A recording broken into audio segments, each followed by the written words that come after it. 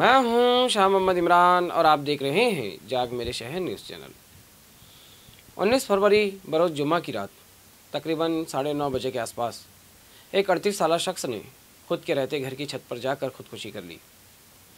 जिस शख्स ने खुदकुशी की है उसका नाम खालिद अहमद शकील अहमद है, जो कि साकिन है सर्वे नंबर 39 प्लाट नंबर 24 नया इस्लामपुरे का। खुदकुशी करने की वजह अभी तक सामने नहीं आई है।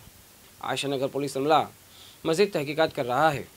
वाज़ेह रहे कि मालेगांव में इस हफ्ते ये खुदकुशी का चौथा केस है, जिनमें नदी के इस पार 3 लोगों ने और नदी के उस पार एक शख्स ने खुदकुशी कर ली है। इस मामले में सियासी, समाजी और मजहबी अफराद व अदारों को बेदारी मुहिम चलानी चाहिए और ख़ुदकुशी के रुझान पर रोक लगानी चाहिए। ये पूरी मालूमात हमें social worker Sheikh Shafiq anti corruption ने दी है। ऐसे ही न्यूज़ देखने के लिए देखते रहिए जाग मेरे शहर न्यूज़ चैनल। कैमरामैन अमानुल्लाह के साथ।